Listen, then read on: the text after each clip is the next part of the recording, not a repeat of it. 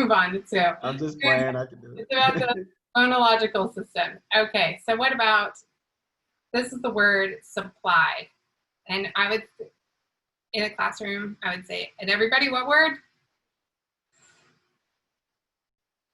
At least mouth it. Supplied. So first, when we're introducing a word, we want to make sure we actually hear it. So we're accessing the phonological or the graphophonological system. And we might underline this word and help students say sa. So we would always, the rule of splitting the double consonant, applied, oops, I would put a dot here. So it's supplied. The word is supplied. Then we want to give a student-friendly definition. So the definition of supplied online just says make, verb, past tense supplied, past participle, but we're not going to say all of that to our students, right? We want, well, yeah. We want to say something that they can repeat and remember easily. Looks like I left out a word. When someone,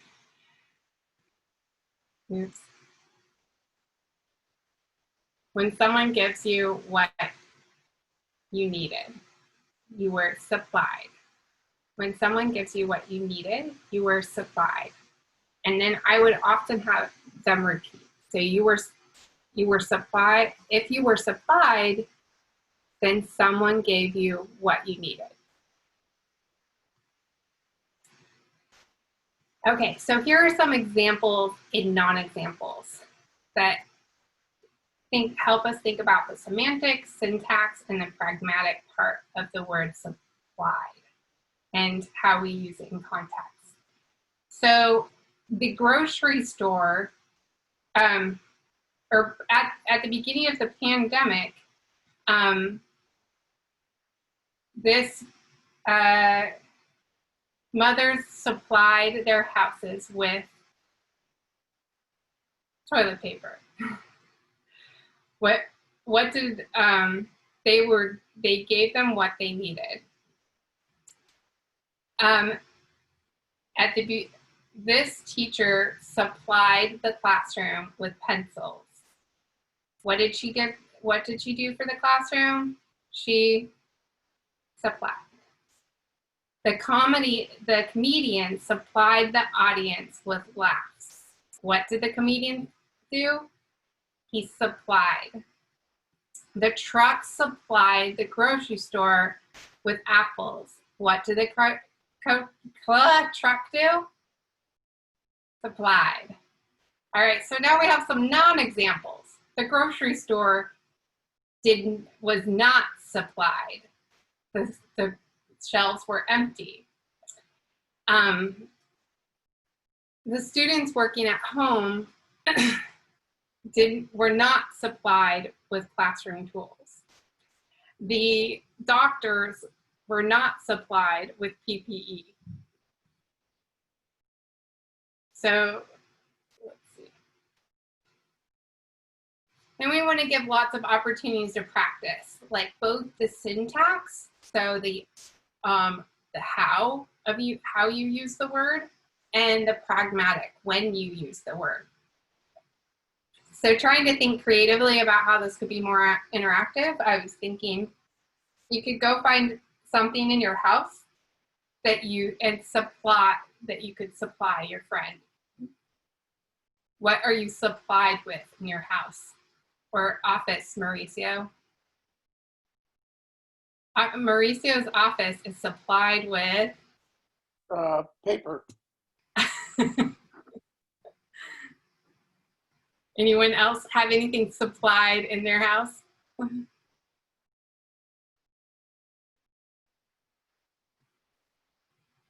Post-it notes.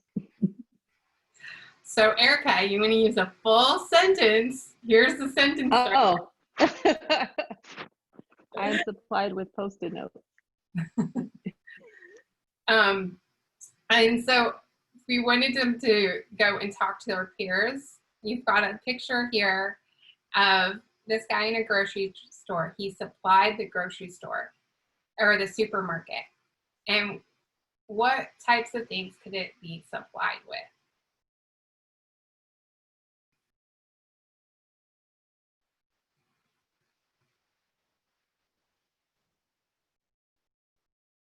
The supermarket is supplied with canned goods, I think. Thank you. So we could put a picture of candles here or full sentence. All right.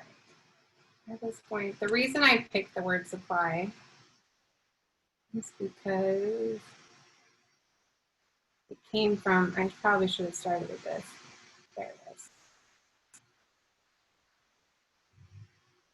Because it came To my fables. Subscribe for more books. Harry and I were betting on how many pancakes we each could eat, and Grandpa was doing the flipping. Seconds later, something flew through the air, headed toward the kitchen ceiling, and landed right on Henry. So it started at the very beginning. So it came from Cloudy with a Chance of Meatballs. And in this story, they were supplied with food to from the sky.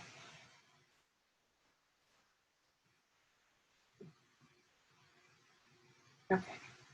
So when you're doing your strategy collection, the goal is that you can be more creative than me, or see if the strategy works with your students.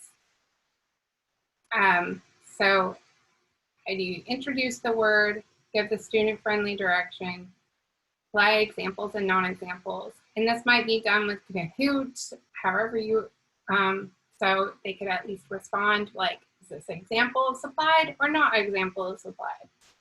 But the really important thing for you is that they're actually repeating it. And I know that's like so resistance right now. You can even see it from you guys. Like repeating that on Zoom is so uncomfortable. But how can we get creative to help students have multiple opportunities to talk about this? So another, you guys remember when I talked about cognitive content dictionary before? So this is another way to introduce vocabulary and provide opportunities, add to your routine of teaching. So every time you introduce the vocabulary, going through this process helps students complete it. So let's go to random groups and complete this. You're going to use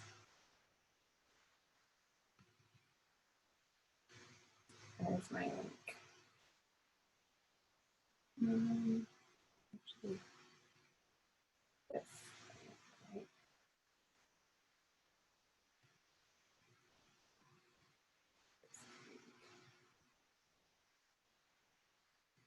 No, that's not the link. Sorry.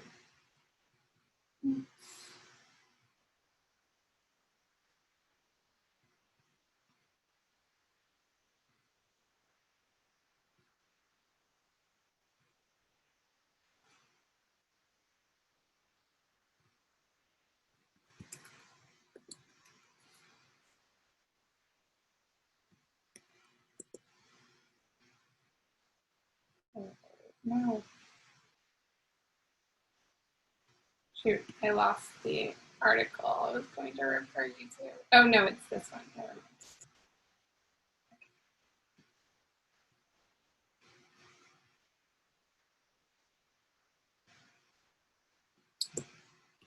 Okay, so when I use the cognitive content dictionary, first it's the first goal is to make a prediction ahead of time. So you guys could go ahead and put in the chat, what do you think of when you hear syntax?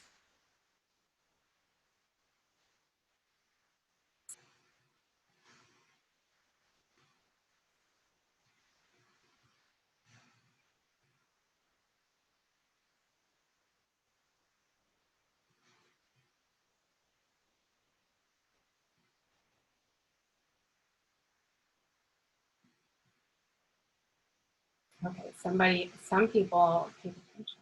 So yeah, it's the how. And so that how you can summarize it. So we do this. How, structure, order of words.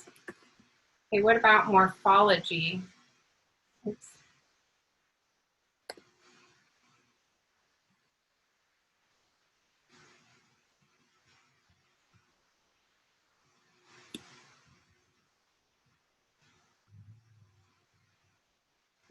Any guesses on morphology?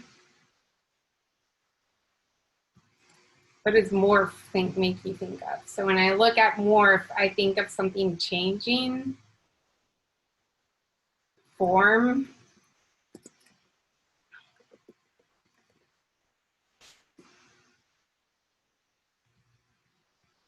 What does ology usually refer to? You think about it in terms of science. The study of. Okay. Okay, so those are our guesses based on current knowledge. What about pragmatics?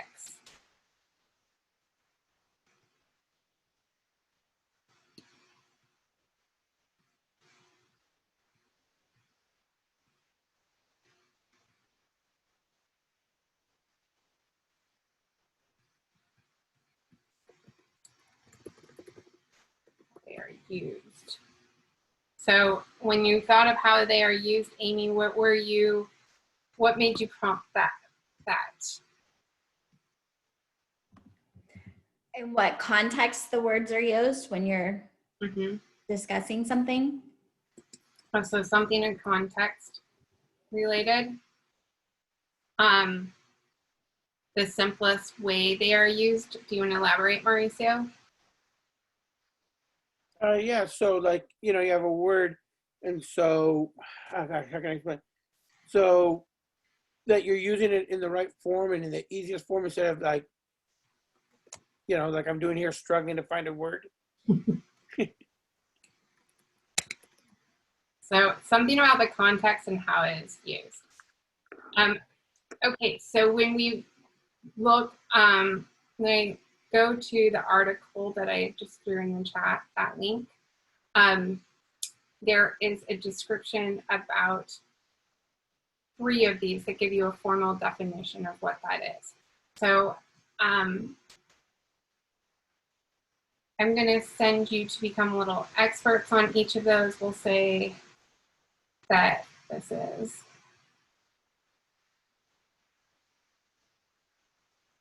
oops, I already gave this one. I should have skipped that. That's the example. I'm going to let you look. So we'll say